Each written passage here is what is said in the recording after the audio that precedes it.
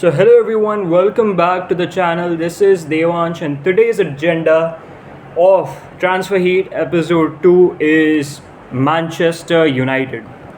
Manchester United's transfer moves till now has been a bit silent, a bit noisy, but talking about the done deals that has happened for Manchester United is Matthias Cunha, which we got the here we go for, and currently we are looking to get the deal of Brian Mbeumo done as soon as possible because that is necessary. But I guess this is going to be happening after the transfer window reopens. Now the transfer window is closed because of the Club World Cup, which is the initiative of FIFA to glorify this championship. But as per the reports, people are not even caring. So keeping that aside for now, we have to wait till the transfer window reopens to know where we stand on the deal of Brian Mbeumo. Brian Mbeumo is almost a Manchester United player, that's for sure, because the biggest concern was the personal terms, which we have managed to agree with Brian Mbeumo, and he only wants Manchester United. That's the reason that he has denied Newcastle. He had some offers from Arsenal, though it is not concrete that if those offers were actually true or not. But Brian Mbeumo is focused on Manchester United destination. But talking about the rumors that has been swirling around is Thomas Frank, who is, by the way, the new Tottenham Hotspur manager for the next season. So these rumors are that Thomas Frank is looking to hijack Brian Mbeumo from Manchester United. He wants Mbeumo at Spurs.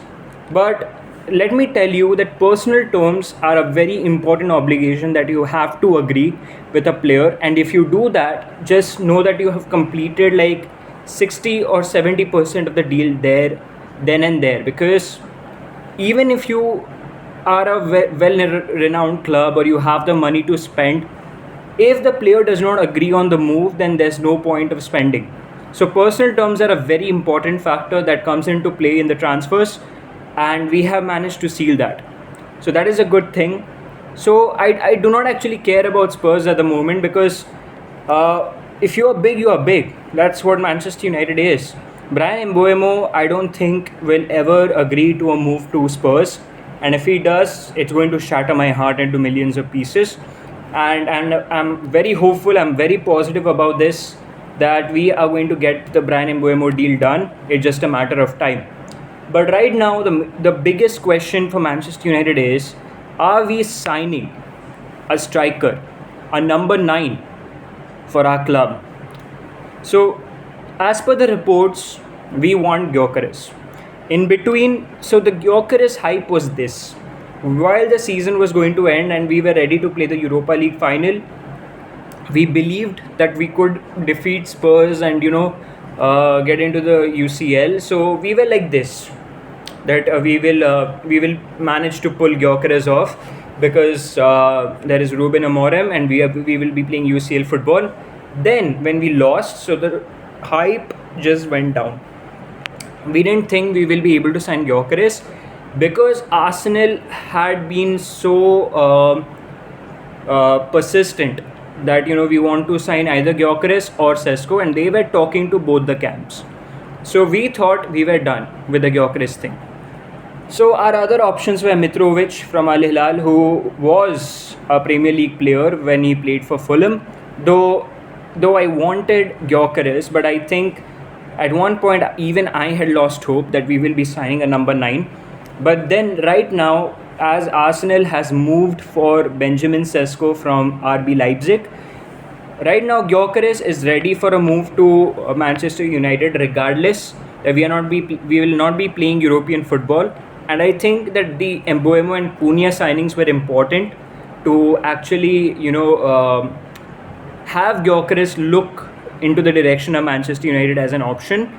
And I think this is the reason that why the signings are important. If you're able to pull some good players from the league itself, then I think the other players are pretty confident into coming into your club. Right now, Gyökeres is in a tussle with his club, which is Sporting, because of financial reasons, because they have kind of like played with the numbers. It was supposed to be 65 million for Gyökeres, but right now Sporting are demanding clubs to give 80 million for Gyökeres, which he is a bit furious about, because that can actually impact his move. That maybe clubs will not be ready to pay for him. So that's the concern that maybe Gyökeres is going through. Also because he had a gentleman's agreement with the club, which the club is right now is not following. So I think a lot of things are going on right now. But Gyökeres thing is that we have already started the initial talks with Gyökeres' camp, but I think the issue will be in dealing with Sporting. I think that will be an issue at one point because of the fees that they will be demanding, for the transfer fees that they will be demanding for Gyökeres. Osimhen, I never thought that it would be an optimistic option, because Osimhen has a lot of demands. He has a high weight structure, and I think that he's not even PL proven, right? Not even Gyökeres, but Gyökeres has competed in the Champions League. He has competed against City. He has competed against big clubs, and he used to play in the Premier League. So I think that counts. Osimhen, I don't know, because he went to Galatasaray. There were reports about him having disciplinary issues, which I do not want anymore at the club. I do not want Osimhen to come into the club and then within a year or so he falls out with the manager and then we are looking to sell him. So that's the reason that I never wanted Osimhen at the club. But Gyökeres or Mateta will be reliable options that I could settle in for.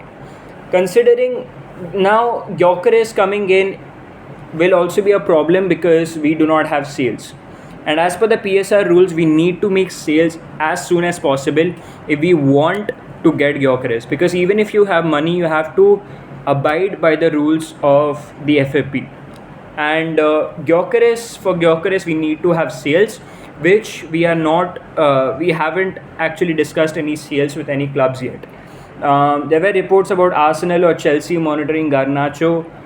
There was Napoli who were interested in Garnacho, but we are demanding 70 million for Garnacho, which I think that it is good that we are demanding 70 million, because the guy is barely 20, or I do not actually know properly what his age is, but he's very young and he's raw and he has a lot of scope of development.